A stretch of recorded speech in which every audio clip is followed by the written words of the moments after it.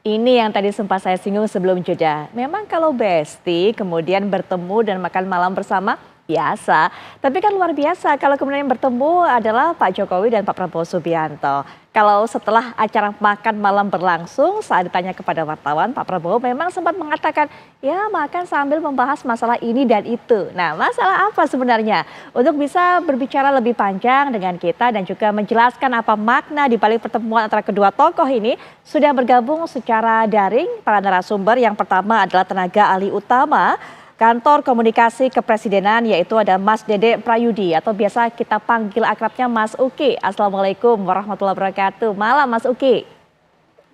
Waalaikumsalam warahmatullahi wabarakatuh. Baik. Ya, dan juga untuk bisa melihat pertemuan ini dari kacamata politik termasuk juga komunikasi politik, sudah hadir bersama kita pengamat politik Universitas Paramadina yaitu Mas Khairul Umam. Assalamualaikum warahmatullahi wabarakatuh. Selamat malam Mas Umam. Selamat malam Mbak Putri, malam Mas Uki. Baik, Mas Uki dulu bolehlah kasih bocoran ke kita. Memang Pak Hasan Nazmi sudah mengatakan bahwa ini pertemuan dua besti biasa aja kok. Tapi kalau kita lihat tadi sepertinya ada makna-makna tersendiri dari pertemuan ini. Apa sebenarnya yang terjadi dan apa yang dibahas? Jangan-jangan soal pilkada Mas Uki nih. Nggak ada dibahas soal pilkada, nggak ada dibahas apalagi politik praktis ya. Ini murni ya pertemanan yang sudah berlangsung sejak lama ya. Kita sama-sama tahu bahwa Pak Prabowo saat sebelum menjadi presiden, menjadi menterinya Pak Jokowi, saat Pak Jokowi masih jadi presiden, itu kan pernah 2 kali bertarung di pemilu ya, head to head, yang kemudian pada 2019 setelah pertarungan itu selesai, Pak Prabowo kemudian bergabung ke dalam Kabinet Indonesia Maju, dan persahabatan itu sudah dimulai di sana ya. Memang ada hubungan profesional, tapi juga ada hubungan pertemanan, ya, ikatan emosional yang kuat, ya. Lalu kemudian juga Pak Prabowo sewaktu masih di masa-masa pemilu 2024 juga mengusung tema keberlanjutan, ya.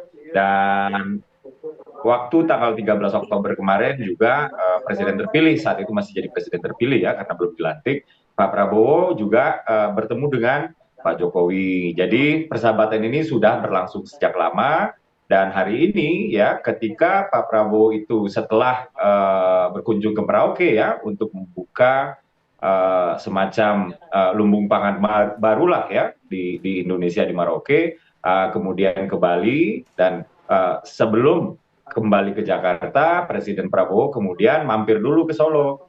Dan seperti yang dikatakan oleh Kepala Kantor Komunikasi Kepresidenan bahwa Pak Jokowi Presiden ke-7 sempat bercanda ya, jadi sempat dibilang, loh Pak nggak capek apa mampir dulu ke sini gitu. Lalu kemudian Presiden Prabowo juga menjawabnya dengan candaan, loh ya gimana mau capek, saya kan naik pesawat. Nah, kurang lebih seperti itu gitu. Jadi tidak ada yang spesial ya, jadi kami di Kantor Komunikasi Kepresidenan sudah menerima informasi bahwa apa yang kedua tokoh bangsa ini bicarakan adalah hal-hal yang kaitannya dengan hubungan pertemanan mereka, menanyakan kabar dan lain-lain gitu. Tidak ada yang spesial, apalagi dikait-kaitkan dengan pemilu. Tapi kalau sebagai sebuah gestur, ini adalah sebuah gestur yang positif ya. Artinya dua presiden, yang satu ke-7, yang satu lagi yang ke-8 nih ya. Ini memiliki keakraban yang sangat luar biasa, dan inilah yang digaungkan oleh Presiden Prabowo semenjak dulu, yaitu apa? Bahwa dari sekarang sampai 2045, 2046, 2047, Indonesia itu sedang fase-fase krusial, karena kalau enggak Indonesia jadi negara maju, maka Indonesia akan terjebak di middle income trap. Dan modalitas utama yang harus dimiliki oleh Indonesia untuk menjadi negara maju adalah persatuan nasional. Untuk itu makanya Presiden Prabowo sejak awal itu selalu menggaungkan persatuan-persatuan ya. Beliau selalu membuka tangan ya, selalu merangkul dan lain-lain. Dan gestur inilah yang nampak pada hari ini, dan saya pikir kita harus menyambut gembira soal itu. Demikian, Pak. Baik. Kalau pertemuannya ini kemudian menunjukkan betapa positifnya hubungan persahabatan antara dua sosok, dua tokoh ini, memang kita sepakat. Tapi kemudian ada opini yang berkembang di masyarakat kalau kita melihat timeline dari kegiatannya Pak Prabowo, Mas Uki. Mas Uki juga sudah menyebutkan tadi. Jadi bayangkan saja di hari tersebut, hari Minggu dari Merauke, loncat ke Bali, kemudian juga masih menyempatkan terbang ke Solo.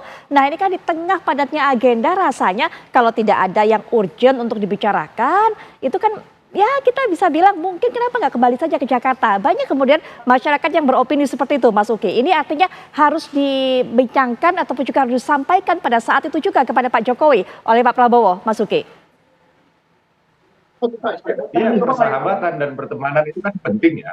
Artinya kan kita nggak bisa ya, hanya karena di tengah-tengah kesibukan Presiden Prabowo kemudian berkunjung Pak Jokowi ke kediaman Pak Jokowi, lalu makan di angkringan di Solo gitu. Lalu kemudian ditafsirkan seolah-olah wah ini pasti lebih penting dari sekedar hubungan personal, pasti ada yang dibicarakan terkait politik praktis yang enggak juga. Jadi kedekatan emosional antara Presiden ke-7 Bapak Jokowi dengan Presiden ke-8, Presiden aktif yaitu Pak Prabowo Subianto, itu memang sudah dekat betul. Jadi kedekatannya ini ya bisa dibilang kalau orang sekarang bilang bestie ya gitu. Jadi memang tidak sepele, artinya di tengah-tengah kesibukan masih menyempatkan memang bukan hal yang sepele ya, tapi itulah persahabatan. Persahabatan itu kan bukan sesuatu yang bisa diremehkan lah, dan kita bisa ngeliat lah di videonya itu dua tokoh ini begitu akrab ya, bahkan di sana ada Ibu Iriana ya, jadi di samping bahwa ada Ibu Riana dan begitu akrab, di sini kan sudah dijelaskan juga oleh Pak Kepala ya, Pak Hasan Nasbi bahwa Pak Prabowo dalam hal ini ketika berkunjung ke Solo, terutama ketika menemui Pak Jokowi, ini melepaskan segala atribusi kepresidenannya, gitu. Jadi beliau tidak datang dengan mobil dinas ya dan lain-lain lah, gitu. Mungkin kalau pengawalan sudah pasti ya, tapi ya beliau menanggalkan atribusi kepresidenan dan betul-betul face to face dengan Pak Jokowi layaknya seorang teman aja. Kurang lebih begitu, Mbak. Baik, Mas Umam, ada pandangan apa melihat pertemuan dari keduanya ini? Betulkah ini hanya pertemuan bestie biasa? Kalau menurut sudut pandang, hitung-hitungan dari Mas Umam, walaupun juga tadi sudah dijelaskan oleh Mas Uki, Pak Prabowo datang ke Solo, menemui Pak Jokowi, meninggalkan ataupun juga melepaskan atribusi kepresidenannya. Silakan, Mas Umam. Iya, Mbak Putri, pertemuan antara Pak Jokowi dengan Pak Prabowo kali ini, tampaknya ini adalah pertemuan pertama ya, terutama pasca lengsernya Pak Jokowi dari posisi Presiden RI. Kita masih ingat di tanggal 20 Oktober yang lalu, Pak Prabowo juga ikut melepas Pak Jokowi di Halim Perdana Kusuma, dan hari ini tampaknya kalau misal kemudian disampaikan Mas Uki tadi sebagai sebuah pertemuan sahabat, ya bisa saja hal itu kemudian dilakukan sebagai sebuah kunjungan untuk memberikan ya dukungan, support, sekaligus juga sebagai bentuk penghargaan atau acknowledgement terhadap apa yang telah dilakukan Pak Jokowi kepada Pak Prabowo.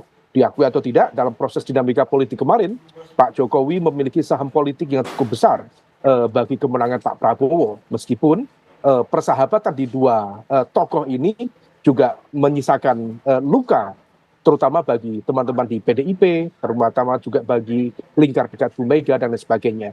Nah, oleh karena itu dalam konteks ini bisa saja ini adalah sesuatu yang personal, tetapi bertemunya dua tokoh besar, saya sendiri meyakini tentu ada hal-hal yang sifatnya strategis untuk didiskusikan.